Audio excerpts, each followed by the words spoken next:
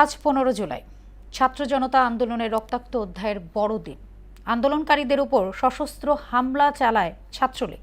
খবর ছড়িয়ে পড়লে পরবর্তীতে আন্দোলন আরও তীব্র আকার ধারণ করে।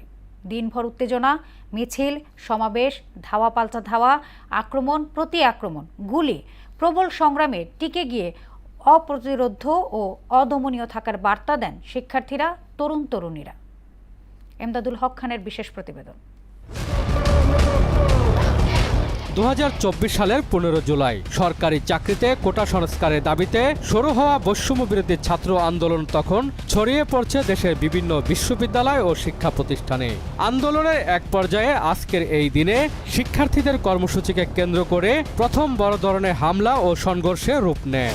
আন্দোলনকারীদের অভিযোগ, ছাত্রলীগের নেতাকর্মীরা তাদের উপর হামলা চালায়। সে সময় ছাত্রলীগের পক্ষ থেকেও পাল্টা বক্তব্য দেয়া হয়।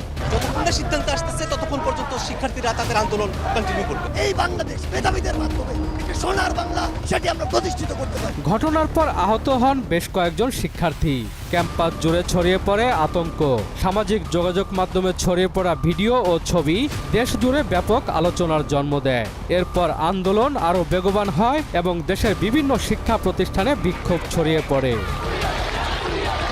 আজকের এই দিনটি শুধু একটি সংঘর্ষের স্মৃতি নয়, বরং বাংলাদেশের ছাত্র আন্দোলনের ইতিহাসে একটি গুরুত্বপূর্ণ অধ্যায়। সেসব ঘটনাই পরবর্তী আন্দোলনের গতি ও পরিণতিতে বড় ভূমিকা রেখেছিল। 15 জুলাই কেবল একটি তারিখ নয়, এটি বাংলাদেশের ইতিহাসের এমন এক অধ্যায় যা একটি ছাত্র আন্দোলনকে জাতীয় গণ আন্দোলনের দিকে মোড় নেয়ার প্রেক্ষাপট তৈরি করেছিল। এমদাদুল হক খান, মহনা সংবাদ, ঢাকা।